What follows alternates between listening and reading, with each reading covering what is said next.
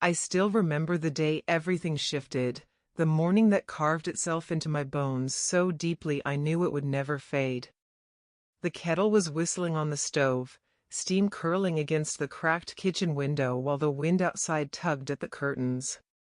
It was one of those mornings when the house felt too big for me, the kind of silence that presses on your chest. I placed a teacup on the table, porcelain thin and fragile, and as I turned I saw my son step into the room. His shoulders were squared, his face calm in a way that unsettled me. Then, without even a pause, he said it. "Mom, I've sold the cottage." 4 words. Dropped into the room like a stone through glass, shattering everything. For a moment I thought I had misheard, that maybe he meant something else, but the certainty in his eyes told me it was no mistake. The cottage wasn't just property. It was the heart of our family, the place his father had built with his own hands, nailing beams under the sun, cursing when boards didn't fit, laughing when I brought him lemonade with too much sugar. It was where my boy had taken his first steps across the grass, clutching at his father's trousers, where he had chased fireflies until his laughter blended with the night air. Every corner carried our fingerprints, every creak of the floorboards whispered with memory. And now, without a word to me, without even the courtesy of asking, it was gone. I felt my hand tremble as I tried to lift the teacup, but the porcelain clinked loudly against the saucer, betraying my storm. I asked him why, my voice soft, almost childlike, because I couldn't summon anger yet. His answer was steady, practiced, as if rehearsed. "We need the money. Anna and I talked about it. It makes sense. You weren't using it anyway." Anna. Her name slipped into every conversation now, smooth and unavoidable. I couldn't deny the power she had over him, her influence seeping into his words, reshaping his priorities. I stared at him, searching for the boy who used to curl up beside me on rainy nights, who begged me to read the same fairy tale again and again, who once promised, with all the sincerity a child could muster, that he would take care of me when I grew old. Instead, I saw a stranger in my kitchen. His jaw tight, his eyes glinting with something that looked like pride, as though selling off a piece of my soul was an achievement. I wanted to scream, to shake him, to demand how he could erase our history for money, but the words caught in my throat. A mother's love is strange, even in betrayal it wraps itself around hope, muffling rage with desperate excuses. Maybe he doesn't understand, I told myself. Maybe Anna is pushing him. Maybe he'll regret this. But as he sat down, calmly buttering a slice of bread, I realized regret wasn't in him. His casualness burned me more than the act itself. That cottage was summers filled with the scent of cut grass, winters where we huddled by the fire, spring mornings where the rain tapped against the roof and I hummed to my baby boy.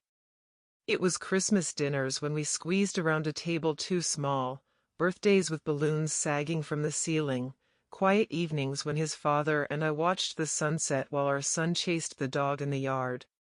And now, all of it reduced to cash in someone else's pocket.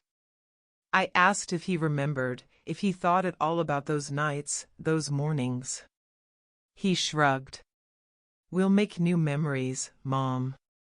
In a better place. A better place." As if roots could be ripped up and replanted at will. As if happiness came from walls instead of the love that filled them.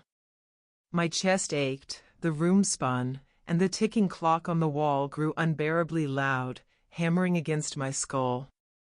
I thought of his father, the man who had died too soon, leaving me with promises to guard what we built. How furious he would have been, how his voice would have thundered. But he wasn't here. It was only me, left to carry the weight of disappointment heavier than any coffin. That night I lay awake, unable to close my eyes.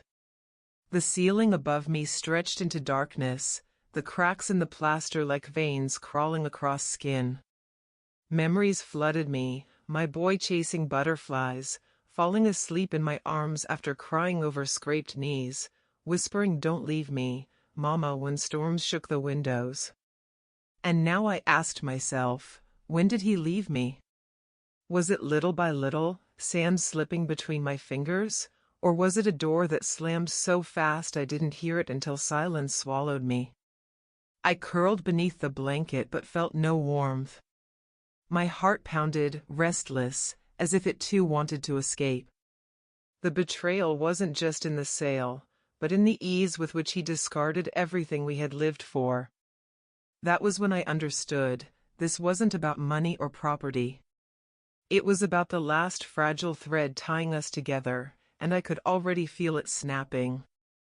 When I think of him now, I can't help but see the boy he used to be. The image of the man who sat in my kitchen that morning, cold and decisive, always melts into the smaller figure who once clung to my hand so tightly I thought he would never let go. I remember his hair, always falling across his forehead, soft as silk when I brushed it away before bedtime. His cheeks would flush when he laughed, and his eyes, those same eyes that now look at me with calculation, once glistened with innocent wonder. There were nights when I stayed awake just to watch him sleep. His father would tease me, say I looked like a guard standing watch, but he never understood the quiet terror that comes with motherhood. Every cough, every fever, every cry in the night sent a chill through me. I remember sitting on the floor by his crib, whispering prayers I had never memorized, promising anything to anyone who would just let my boy wake up smiling in the morning. I gave up so much for him, though at the time it didn't feel like sacrifice. I quit my job when he was small, even though money was tight, because I couldn't bear the thought of leaving him in someone else's care. I mended the same winter coat year after year so he could have new shoes when his feet grew faster than the seasons. I wore old dresses until the fabric thinned and frayed, but he had books, toys, the little luxuries that made his childhood bright. And I did it gladly. Isn't that what mothers are meant to do? To build a nest from their own feathers, even if it leaves them bare? His father adored him, though he showed it in quieter ways. I was always the voice, the softness, while his father was the steady hand. I can still hear his laugh when the two of them returned from fishing trips, our boy carrying a bucket half his size, splashing water with each proud step. His father would wink at me, whispering that the boy had caught nothing, that he had done all the work himself, but our son would beam, chest puffed out as if he had conquered the world. Those were the moments I stored like jewels, polished in memory until they gleamed brighter than any real treasure. And birthdays, oh, the birthdays. I would stay up all night baking cakes, decorating them with clumsy hands, because I wanted him to feel celebrated, wanted him to know he was the center of our world. I remember his 7th birthday most of all. The power went out in the whole village, and while I panicked about ruined plans, his father lit candles across the room. Our boy thought it was magic, his eyes wide as the flames danced. He whispered to me that it was the best birthday ever, and in that moment I believed him. Now, when I look at him, I wonder if he remembers any of it. Does he recall the nights I pressed cool cloths to his forehead when fever burned through him? Does he know that I walked miles in the rain to fetch his medicine when the roads were blocked by snow? Or has it all faded into nothing more than stories too small to matter against the lure of money, against the voice of a woman who whispers promises of a future paved with gold? I keep asking myself if I made a mistake. Perhaps I loved him too much, wrapped him so tightly in my care that he never learned to value it.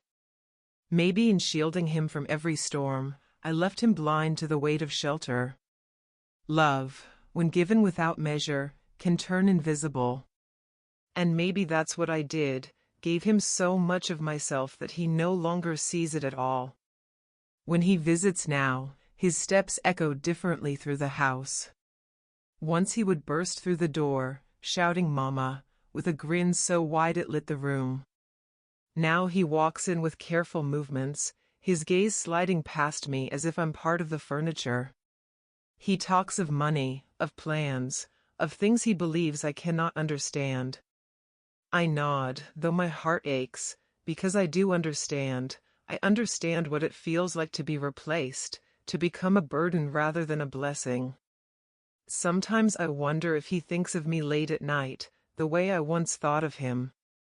If his chest tightens when he imagines losing me, if he ever fears that one day my voice will fall silent. Or maybe those thoughts never cross his mind, because in his eyes I have already become part of the past, a chapter closed. The cruelest part of it all is that I don't want to hate him. I don't want to let anger devour the love I still feel. But love without respect is a cage, and each day I feel the bars closing around me. I raised him to be strong, but perhaps I forgot to raise him to be kind. And now, as I watch the man he has become, I cannot escape the question that gnaws at me: where did I go wrong? I tried, God knows I tried, to welcome her into my life. When my son first brought her to the house, she was polite, almost shy, with that sweetness that makes you want to lower your guard. Her smile was practiced but warm enough to pass for genuine. I remember she carried flowers, white lilies, and I thought to myself, at least she understands respect. I brewed tea, set out the good porcelain cups that I had kept from my wedding, and for a short time I allowed myself to believe she could become part of our family. But there was something in her eyes, something I couldn't name. Not cruelty, not malice, but a sharpness, like glass hidden beneath velvet. She listened more than she spoke, nodding at my stories, her lips curled politely, but her gaze kept drifting around the room. She studied the furniture, the walls, the old portraits, as if taking inventory of everything that wasn't hers yet. And in that silence, in the way her fingers lingered on the carved edge of my husband's chair, I felt a chill. At first I brushed the feeling away. A mother can be overprotective, suspicious of any woman who claims her son's heart. I told myself I was imagining it, that what I saw was just curiosity, that her interest in our home was innocent. I wanted to believe she loved him, because if she did, then maybe she would love me too, or at least respect the place I held in his life. But little things began to show. She would lean close to him when she thought I wasn't watching, whisper something into his ear, and he would laugh, too quickly, too nervously, like a boy caught stealing sweets. If I asked what was so funny, he would wave me off, say it was nothing, but his eyes wouldn't meet mine. She started finishing his sentences for him, speaking over him when we discussed family matters, as though she had already claimed authority over decisions that weren't hers to make. The worst part was how he changed in her presence. Alone with me, he was still my son, maybe distant, maybe impatient, but still recognizable. With her beside him, he grew harder, sharper, as though her shadow swallowed his softness. He would correct me on things he never cared about before. He would frown at the way I spoke, the way I moved, as if suddenly everything about me embarrassed him. It wasn't just a wife supporting her husband, it was a woman reshaping him, molding him into something that fit her design. I began to feel like a stranger in my own home. She would make little comments, gentle suggestions that seemed harmless at first. "Perhaps the house is too large for you to manage alone," she said one evening, her tone dripping with concern. "It must be exhausting to keep up with all the work."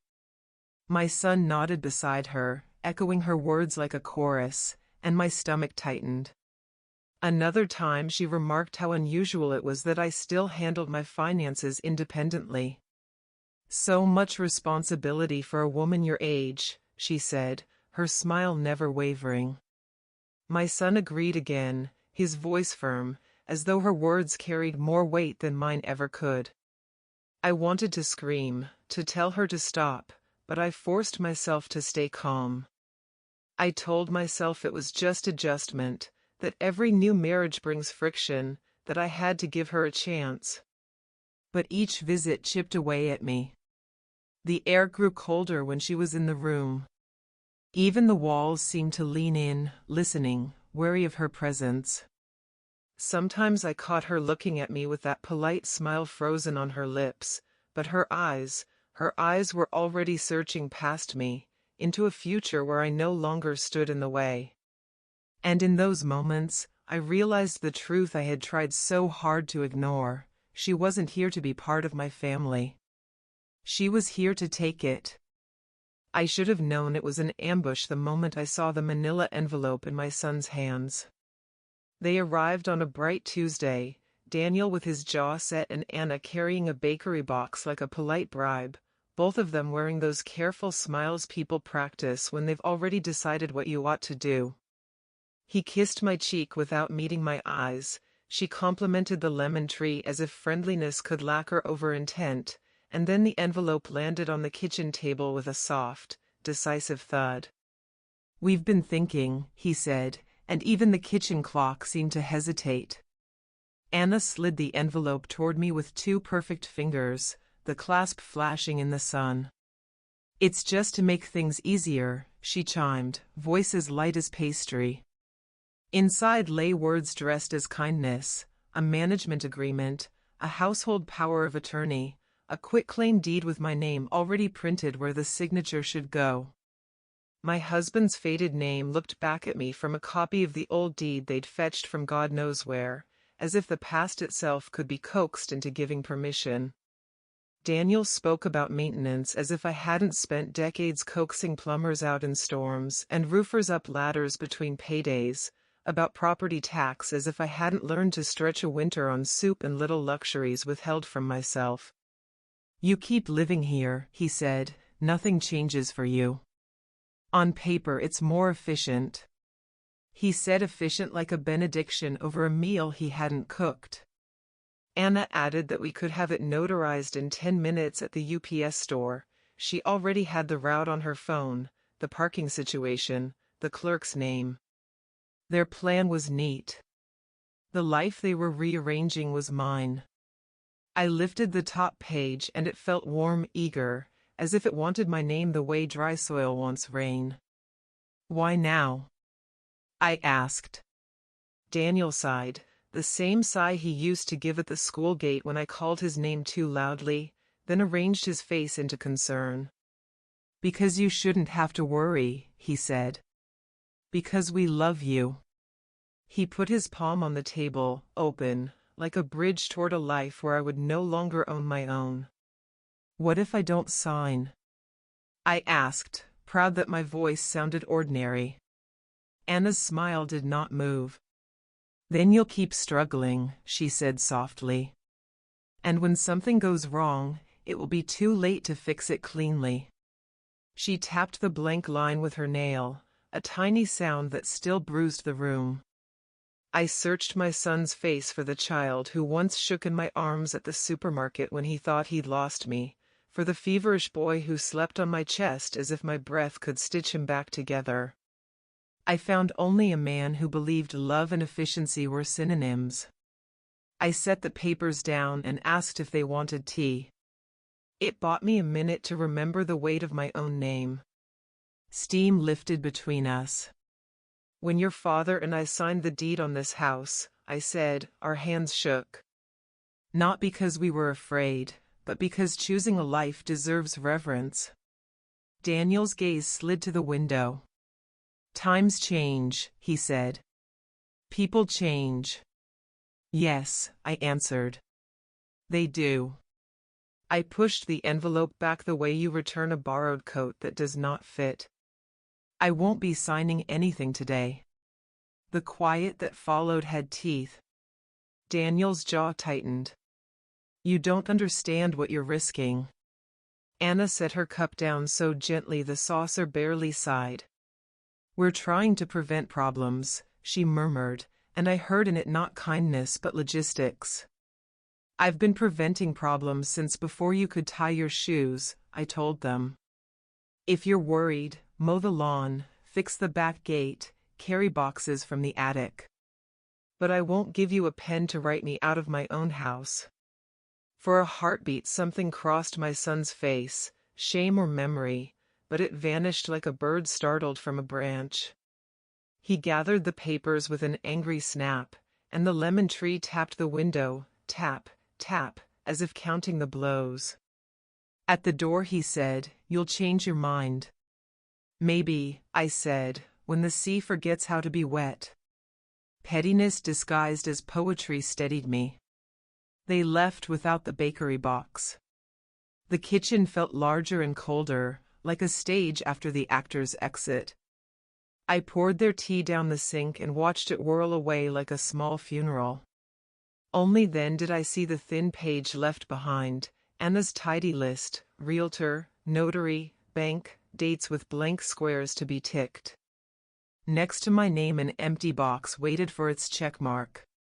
I folded the page into a smaller and smaller square until it could have been swallowed, then slid it into the drawer with rubber bands and birthday candles, the strange little tools survival requires. I stood with my palm flat on the table my husband had sanded until it shone like bread crust and remembered moving in, how he lifted me over the threshold as a joke because I was laughing too hard to protest. How Daniel toddled to a patch of sunlight and clapped at dust motes like they were angels. The house breathed around me. Grief and anger braided themselves into a rope I could hold. That night sleep would not come. Each time I closed my eyes the envelope returned, pages rustling like a stranger in the hall.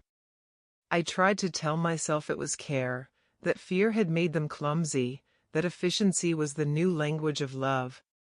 But whenever I nearly believed it, I remembered the hunger in the pause between Daniel's words, the quiet tallying behind Anna's smile, and my chest tightened again. After midnight I opened drawers, not for legal papers, but for proof of my life. Utility bills with my handwriting steady as ever. Receipts for the roofer, the electrician, the winter salt delivered last November. The little pencil ledger where I still record expenses because crossing out feels more honest than deleting. I stacked them into neat towers as if order could be armor. I placed the folder beside the photo of my husband in his work shirt, sleeves rolled, a smudge of grease on one cheek, looking at me as though the future were a sturdy thing we could build with our hands. In the gray of morning Maria from next door knocked with a jar of soup and eyes that knew more than words. She listened while I told it all, hands around her mug like a pastor at a bedside. "They came for the signature," she said softly. "When people can't get love, they reach for paper." She wrote a lawyer's name on the back of a grocery list and told me to keep it in my pocket like a talisman. The stiff little rectangle steadied my steps. By afternoon Daniel sent a message, "Just think about it. We can make appointments." A kindness punctuated by calendar invites. I typed and erased a dozen replies before settling on 3 words, "I am thinking." It was true. I was thinking of the boy and the man, the lives inside him that had once trusted me and now wanted to replace me.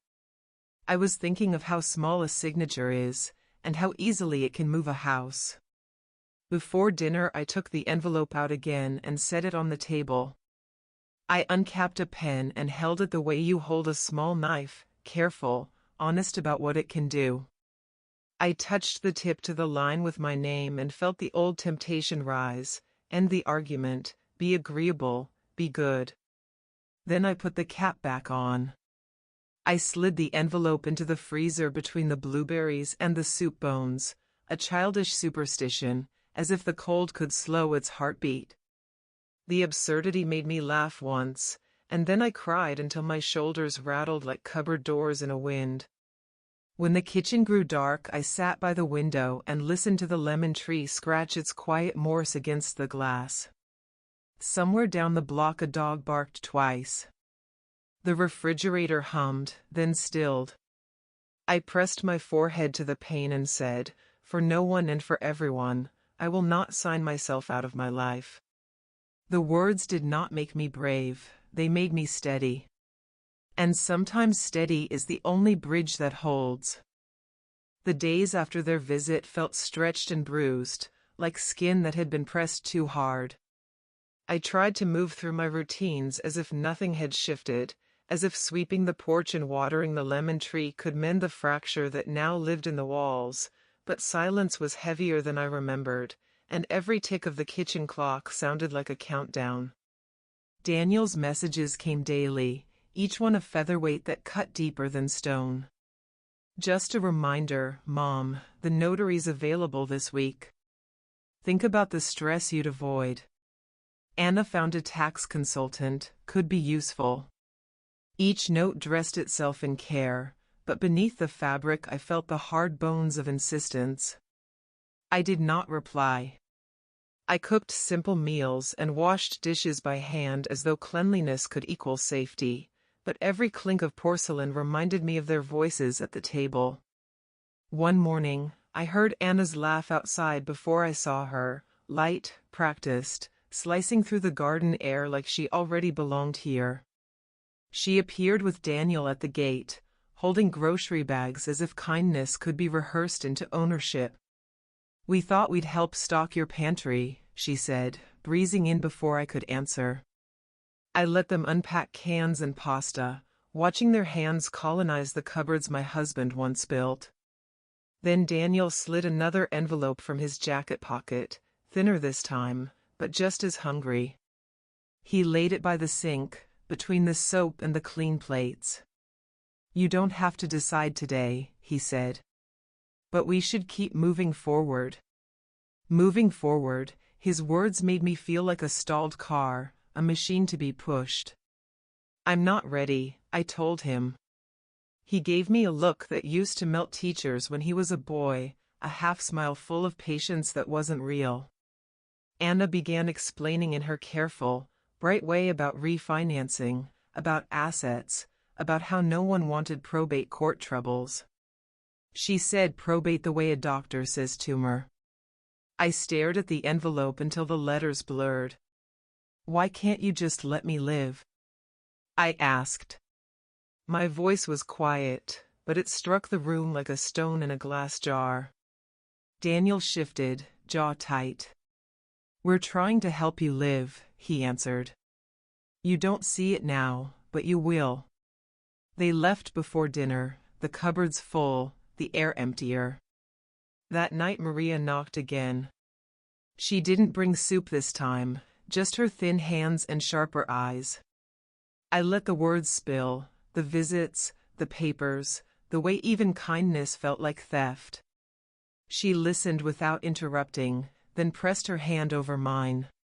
"You need protection," she said. "Not from thieves outside, but from the ones who carry your eyes." Her words cut, but they cut clean. She repeated the lawyer's name, urging me to call. I promised I would, though my fingers shook when I wrote the number on a scrap of paper.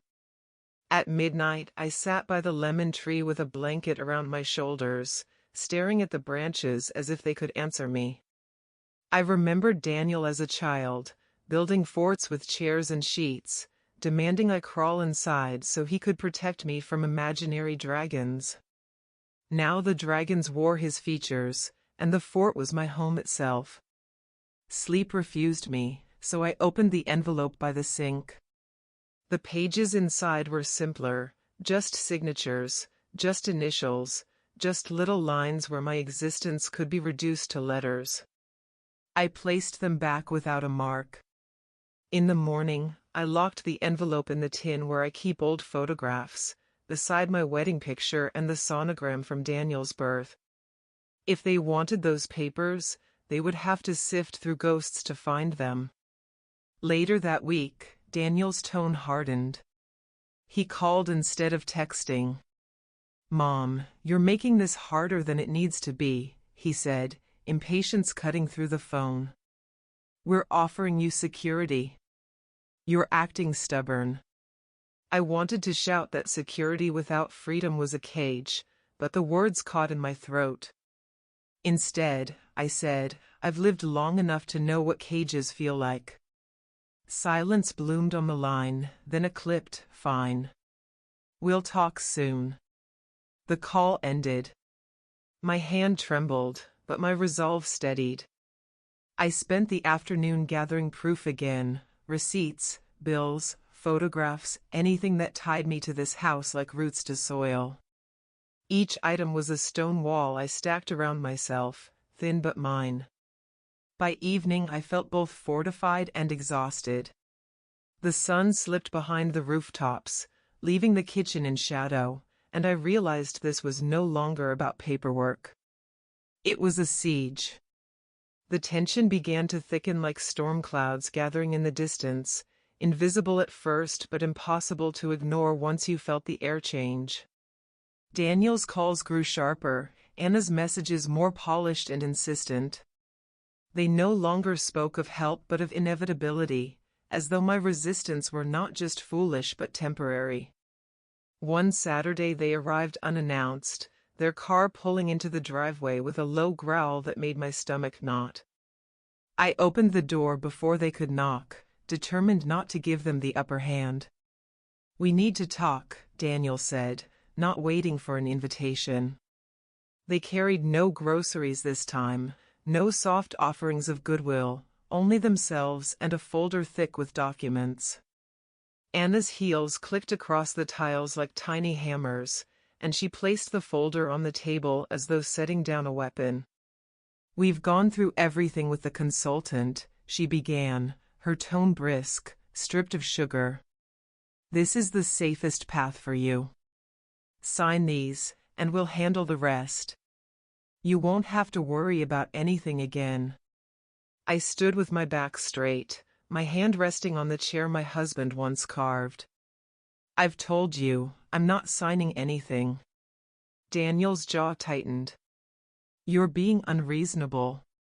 "Unreasonable to want to keep my own house?" I asked. "Unreasonable to stay where I've built my life?" He leaned forward, eyes hard. "Do you think you can manage forever? Do you think neighbors and memories will protect you when things fall apart?" His words lashed at me, and for a moment I felt the sting of doubt, the whisper of my own fragility. But then I remembered my husband's steady hands sanding the doorframe, the nights of mending clothes at the kitchen table, the endless acts of quiet survival that had nothing to do with paperwork. "I managed before you were born," I said, my voice firm. "I'll manage long after." Anna cut in, her smile brittle. "We're not trying to steal from you. We just want to make sure the house doesn't get lost to taxes or court fees. If you cared about your legacy, you'd act responsibly." Her words struck deeper than Daniel's, not because I believed them but because they twisted the very thing I treasured most, my legacy, into an accusation. My anger flared, sharp and clean. "Don't talk to me about legacy," I snapped. "I carried your husband in my body, raised him with my hands, built this life from nothing. My legacy is already written in every brick of this house." The room went silent, the only sound the faint ticking of the clock. Daniel's face flushed, a storm gathering behind his eyes. "If you keep fighting us," he said quietly, dangerously, "there will be consequences." I straightened, refusing to let fear show. "Consequences are for thieves," I answered. "Not for mothers who protect what's theirs." They left soon after, their folder unopened, but the air they carried clung to the house long after the car disappeared down the street. I closed every curtain, checked every lock, then sat by the window until night fell, my hands trembling though my resolve did not. Later, Maria came by, drawn perhaps by the silence spilling from my windows. She listened as I recounted the confrontation, her face darkening with each detail. "You can't keep waiting," she said. "You need someone on your side who understands the law, not just your heart. I finally unfolded the scrap of paper with the lawyer's number, staring at the digits as though they might burn me. The decision weighed heavier than any document Daniel had placed before me, because calling meant admitting this battle was real. At dawn I dialed. My voice shook as I introduced myself, but the woman on the other end was calm, precise, her words anchoring me. She spoke of trusts, of deeds, of rights that were mine alone. She promised to review my papers, to stand as a shield where my strength might falter. For the first time in weeks, I felt something other than dread. I felt alliance. That night, I slept without listening for footsteps. But even in dreams, I knew the storm was not over. It was only circling closer, and soon it would break. The calm that followed my call to the lawyer lasted only a handful of days, a fragile silence I tried to stretch like thin cloth, but it tore quickly. Daniel somehow learned of it. I don't know if Maria's advice slipped through a neighbor's ear, or if he noticed the steadiness in my voice when I last spoke to him. He called on a Tuesday evening, his tone colder than I had ever heard. "So you've decided to bring strangers into this," he said, not even greeting me. My heart stuttered, but I kept my words measured. "I've decided to protect what's mine." There was a pause, a breath sharp enough to cut. "Do you even hear yourself? You're letting outsiders poison you against your own blood." I clenched the phone tighter. "Blood doesn't give you the right to take what isn't yours." His reply came slow, deliberate. "This is bigger than you think. You won't win by hiding behind papers and promises. You're only making it worse for yourself." He hung up before I could answer. That night, the house felt smaller, its corners pressing in like walls of a trap.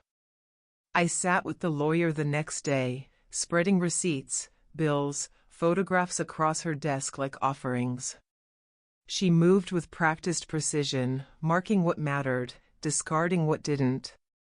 "They cannot force you," she assured me. "Not while you're alive, not while your name is on the deed. Fear is their weapon. Don't hand it to them." Her calmness steadied me, but when I returned home the sight of Daniel's car parked briefly near the corner unsettled me. He hadn't come in, he hadn't knocked. He just lingered, watching, as though to remind me the siege was ongoing. I shut the curtains but felt his eyes anyway. Days blended, each one carrying new signs of pressure. Letters appeared in my mailbox, official-looking, though the lawyer confirmed most were meaningless. Daniel began leaving voicemails I didn't answer, his voice a seesaw between sweet guilt and sharp threat. Anna's name appeared on envelopes too, her handwriting neat, her words dipped in honey. "We just want what's best." I tore them up without finishing. Still, the weight of it pressed. One evening Maria visited with her grandson, a lanky boy who helped carry her basket of fruit. She whispered, after he stepped outside, that people in the village had begun talking. "They say your son's waiting for you to falter. They say he's counting on your silence." Her words weren't cruel, just plain. I felt the heat of shame rise in me, not because of gossip, but because of how true it rang. That night, I sat by the lemon tree again, moonlight spilling silver across the leaves, and I thought of Daniel as a boy chasing fireflies with a jar. How he had laughed when he caught them, how he believed light could be captured and kept. Now it was my light he reached for, and I realized with aching clarity, he wouldn't stop. The lawyer had warned me too. "Prepare for escalation," she'd said, as if predicting weather. And it came. A week later, Daniel arrived not with Anna but with another man, a polished stranger in a suit. They stepped into my kitchen as though it were already theirs. The stranger smiled with practiced charm, laying out papers thicker than before, speaking of efficiency, of transition planning. I barely heard him. My eyes fixed on Daniel, who leaned against the counter like an overseer, watching me. "This is just formality," Daniel said. "Sign, and everything is settled." I lifted the folder, heavy in my hands, then set it back down unopened.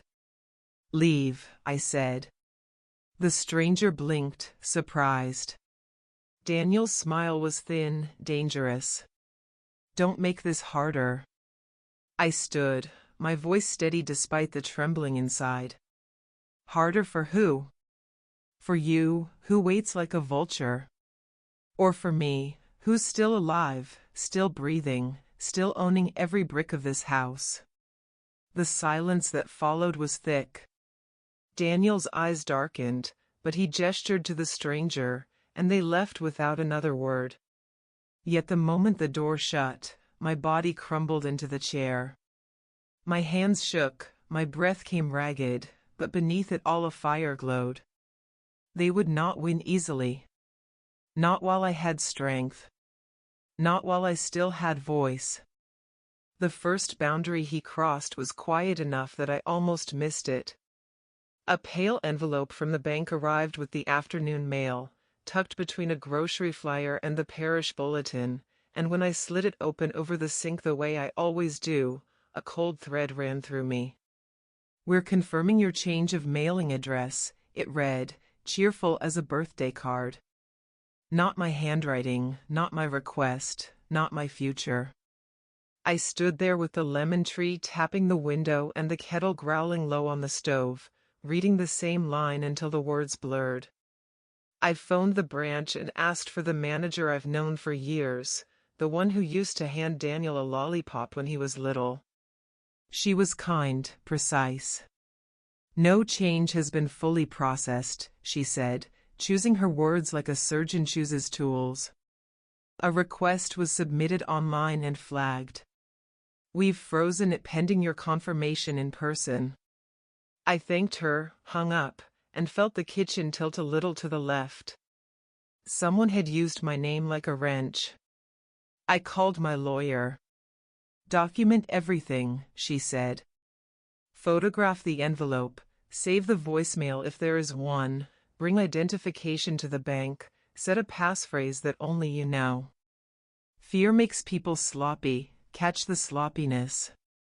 I took pictures with hands that wouldn't stop trembling and tucked the letter into the drawer with the rubber bands and birthday candles, my makeshift archive of survival. That evening, while the light drained out of the yard, 2 knocks sounded at the door, polite, official, the kind of knock that wears a uniform. When I opened it, a man and a woman stood on the porch with reflective vests and gentle faces made brittle by the work of seeing too many things. "Ma'am, we received a wellness call," the woman said, voice soft enough to bruise. "A family member reported concerns about confusion and safety in the home. May we come in?" I felt heat rise in my cheeks, shame whipped into existence by a lie. Somewhere on another phone, my son had clicked a box that said his mother might be failing. I made tea because that is what I do when the ground shifts. I boil water, I sweeten bitterness with routine. I answered their questions steadily, showed them my stove, my pill organizer, the ledger where I write every payment in pencil because erasing feels like cheating. The man took off his cap and looked around the kitchen like it was an exhibit of competence. "You seem quite capable, ma'am," he said at last. The woman's smile softened into something like remorse. "Sometimes calls are made out of worry," she offered. "Sometimes," I said, and poured the tea down the sink after they left, unable to bear the taste of it. Maria saw the vests from her porch and came over with her jaw set. "They did that to shame you," she said. "They did that to put a crack in the story of you." I wanted to cry, but anger turned the tears back at the gate. The next morning I went to the bank in my good coat and sat with the manager behind her glass wall while she clicked and typed, the screen's glow turning both our faces into pale masks. "We're placing a verbal password on your accounts," she said. "We're also noting no third-party authority without notarized, in-person verification by you. Anyone attempts again, we lock it." I chose a word my husband used to say when a project finally came right, a word no one living would guess. The manager leaned forward. "I'm sorry you're going through this," she said, quiet as rain. "It happens more than it should." On the way home, I stopped at the hardware store and bought new deadbolts with a key that felt heavier than my old one, as if weight itself could defend me. That afternoon, I changed the locks with clumsy hands, laughing once in spite of myself when a screw refused to catch the thread. I could hear my husband grumble in my head and then show me the trick: angle the driver, breathe, let the metal find itself. When the last bolt clicked into place, I pressed my palm to the door and felt, for the first time in weeks, the thud of my own heartbeat as something that belonged to me. Daniel texted that evening, "Heard there were officers at the house. Are you okay?" The message wore concern like a borrowed coat.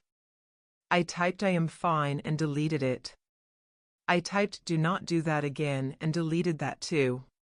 I settled on nothing. Silence, for once, felt like a complete sentence. 2 days later, I came home from the grocer to find the narrow window above the back latch pushed open a fraction, the curtain caught in the frame like a trapped moth. My stomach dropped. I walked the room slowly, not touching anything until I had seen everything. Nothing broken, nothing obvious, and yet the house had the air of someone holding their breath after a stranger leaves. A drawer in my bedroom stood open by an inch. The freezer door wasn't sealed all the way, a thin veil of frost gossamer across the boxes. I pulled out the plastic container where I had slipped one of their envelopes weeks ago, a foolish charm, a talisman of cold, and found it exactly where I had left it, hard as a brick. But in the pantry, behind the flour tin where I keep the old photographs, a corner of paper peeked that should not have been visible. Someone had searched, clumsily, briefly, like a thief interrupted by a noise. I sat down on the floor between the shelves and let the anger come. Not a fire, but a tide. It rose and rose until it met the place in me that still remembered the first time Daniel slept through the night, the weight of his small body slack with trust. I stood and kept moving. I took pictures of the window and the curtain and the drawer. I called the lawyer and then the non-emergency police line. A young officer came and listened with respectful eyes and told me to install a simple camera by the back door. He said it like a neighbor recommending a better rake. After he left, I called a locksmith anyway and asked about longer screws, strike plates, all the unglamorous parts that make a door a promise. The next morning, 2 envelopes arrived. One was a second confirmation from the bank, neutral and already obsolete. The other was from a law office I didn't recognize, addressed to me and any interested parties, the kind of phrase that turns a person into a notice. It contained a letterhead declaration that Daniel and Anna had concerns regarding the ongoing management of assets and were exploring options to ensure continuity and care. Words without teeth, the lawyer would later say, but words that still managed to take a bite out of my day. I placed them in the drawer with the rubber bands and the candles and thought, not for the first time, how survival is just a collection of small resistances stacked like plates. That evening Maria brought over a little camera still in its box and a loaf of bread her grandson had baked.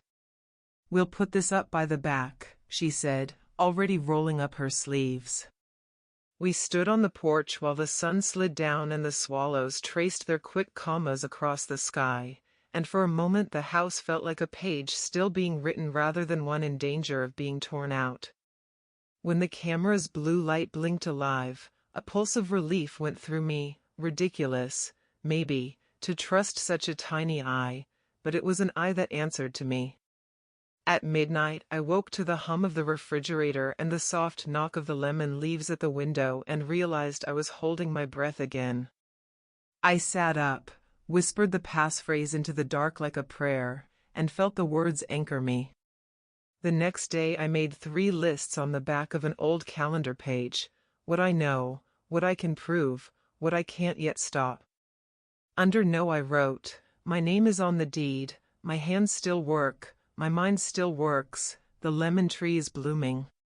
Under prove I wrote, attempted address change denied, wellness check documented, window photographed, locks replaced, camera installed. Under can't yet stop I wrote, his hunger. I stared at that final line until the ink looked wet again. Then I folded the paper and placed it beside my ledger, 2 small defenses in a war that had climbed the front steps and learned my schedule. That afternoon, when Daniel called, I let it ring. He texted, "Mom, we need to talk. Please don't make this worse." I thought of the officer's gentle manners, the bank manager's steady hands, Maria's bread still warm under its towel, the camera's quiet blink, the lists that made the chaos stackable. Then I answered with 4 words that felt like a foundation stone sliding into place: we will talk with counsel.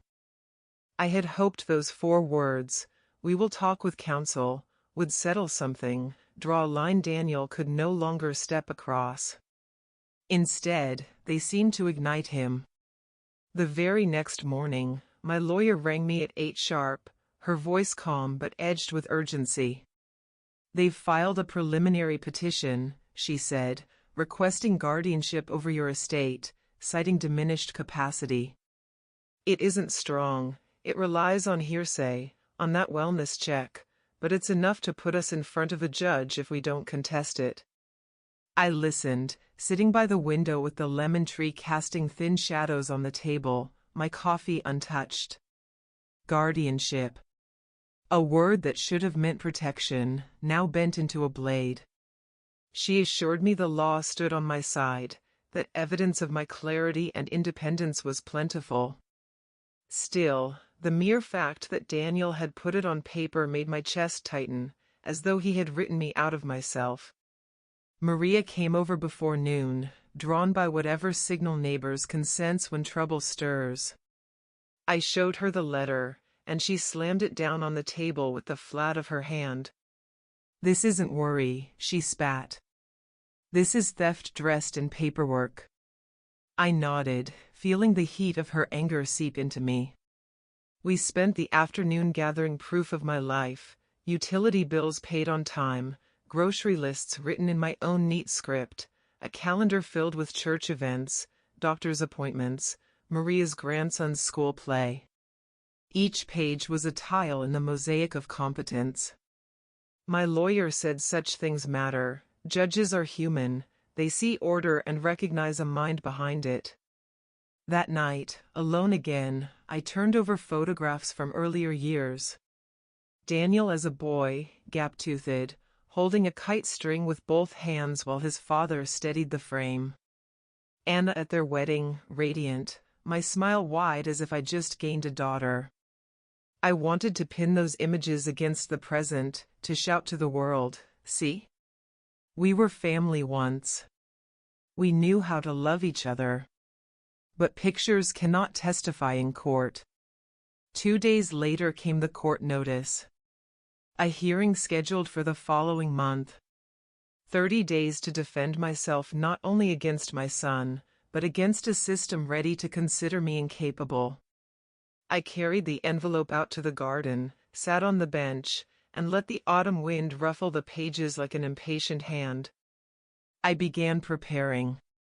My lawyer arranged evaluations from doctors I trusted, men and women who had known me for decades and would attest to my soundness of mind.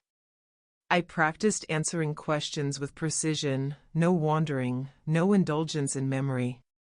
The law valued clarity over poetry, and I could be clear if I had to. But in the evenings, when the house grew still, I felt the betrayal press harder. It wasn't only about property anymore. It was about my name, my right to be the author of my own days. To have that questioned by the child I had once held through nights of fever, it was a wound that no ledger could balance. Maria urged me not to falter. "He's banking on shame," she said. "They want you to shrink. Don't give them the gift." So I stood taller, even when no one was looking. I cooked meals with intention, filled the freezer with soups and stews as if stocking up for a siege. Each jar lined up on the shelf felt like a vow: I am not done. I am not fragile. Yet some nights, I lay awake staring at the ceiling, wondering how much fight one heart could carry before it cracked. The courthouse smelled of polish and old paper, a place where years of human struggle had been bound into files and locked into cabinets, waiting to be weighed by strangers. I sat stiff in the wooden bench, Maria at my side, her hand warm on mine. Across the aisle Daniel stood with Anna, both dressed with careful precision, as if fabric could grant them virtue. His eyes never met mine, but I felt the weight of his presence, heavy as stone. The judge entered, robes brushing the floor, and the room shifted from murmur to silence. Papers shuffled, voices cleared, and then it began. My lawyer spoke first, her tone steady, weaving my life into sentences of clarity: the bills paid, the gardens tended, the routines kept with discipline. "This is a woman in full command of her faculties," she said. "Her son confuses possession with care." Daniel's lawyer followed, sharp, each word aimed to pierce. They spoke of age, of memory lapses, of fragility that blurred into incapacity. They cited the wellness check, twisting it into a story of decline. I wanted to shout, to cut through their distortions, but my lawyer's hand on my arm anchored me. Then came the moment I was called.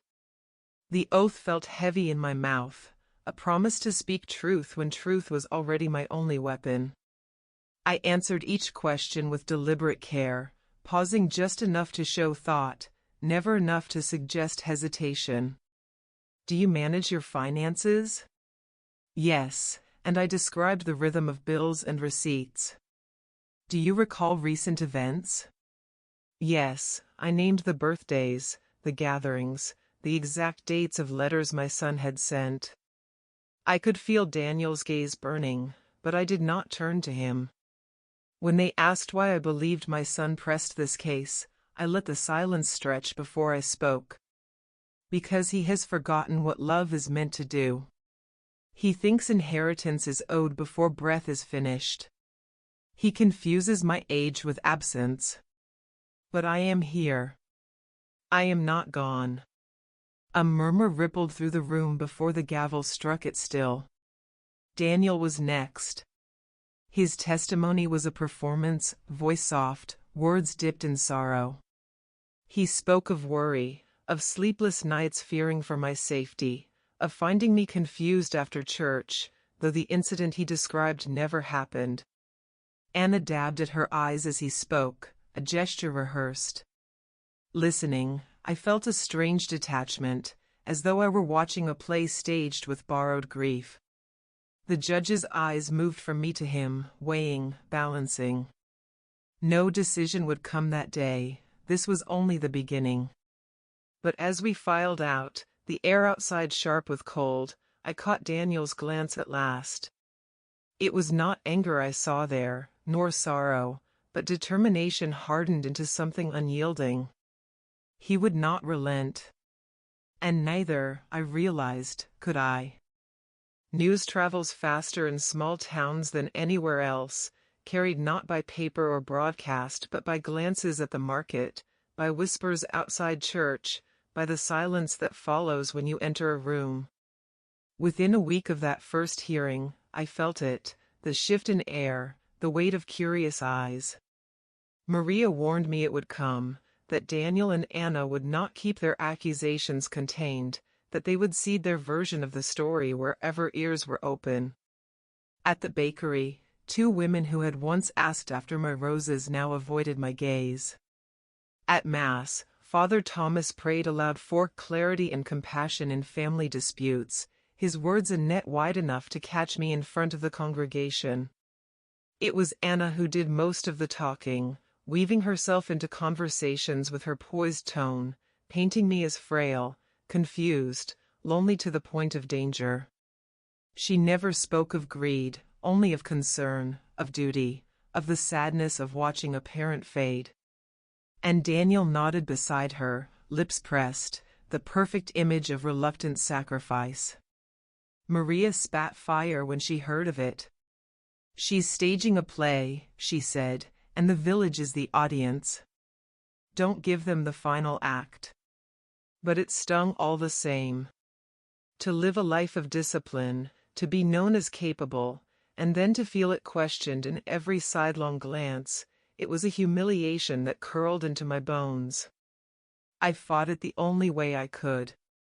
I carried myself straighter in the market, speaking with firmness when ordering bread. I hosted the church ladies in my kitchen, served them soup, told them stories with detail sharp enough to show my mind unclouded.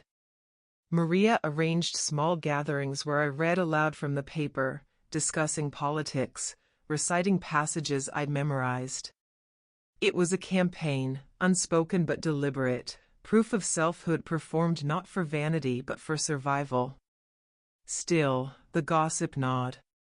There were those who believed me, and those who believed them, and many who simply enjoyed the spectacle of it all.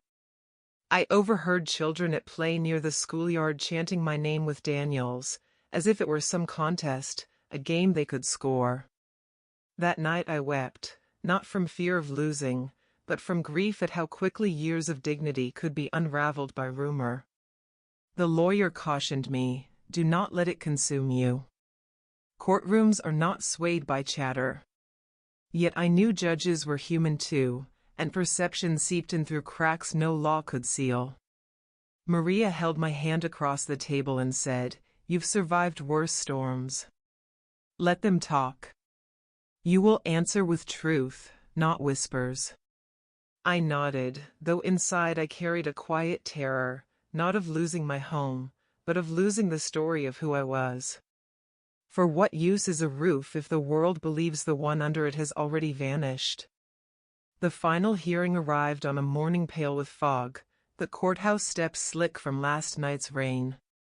My shoes echoed against the stone as Maria guided me inside, her grip steady though I felt her nerves as keenly as my own. In the courtroom the air was heavier than before, thick with expectation. Daniel and Anna were already seated, their folders neat, their expressions rehearsed masks of concern. I did not look at them long. I had learned that staring into their eyes only gave them a stage. The judge began with a voice cool and unhurried, recounting the petitions, the testimonies, the evidence laid like bones upon a table. My lawyer spoke once more of the bills I paid, the letters I wrote, the clear recollections I had offered. She placed before the court a stack of receipts, calendars, even notes in my own hand that traced each month with unwavering ink. Then Daniel's lawyer rose, his words urgent, painting pictures of decline, of shadows in my memory. He spoke of duty, of a son's burden to protect his mother, his tone heavy with practiced sorrow. I closed my eyes as he spoke, not to escape but to anchor myself, to listen without being pulled under. And then the judge turned to me. "You may address the court," he said. I rose slowly, the room tilting for a moment before steadying. My voice, when it came, was not trembling but firm, shaped by years of holding households together, of burying a husband and carrying on, of refusing to break when life pressed hardest. I told them I was not here to deny age, for age lived in my hands and my hair, but age was not the same as absence. I told them I remembered every step of my life, and I remembered too the day Daniel was born, the fierce joy of his first cry, the years of sacrifice to raise him. But love, I said, is not measured in signatures on deeds. Love is not stripping someone of their name while they still breathe. Love is standing beside them, not above them. The silence in the room was deep. Even Daniel shifted, just slightly, his mask slipping for the briefest instant. The judge leaned forward, eyes unreadable, and spoke the words I had prayed for yet feared to hope. The petition was denied. My competence affirmed, my estate left in my control. The gavel struck, and with it came the rush of breath I had been holding for months. Relief coursed through me, hot and trembling. Maria clasped my hands, tears bright in her eyes. But Daniel, my son, my own blood, did not look at me.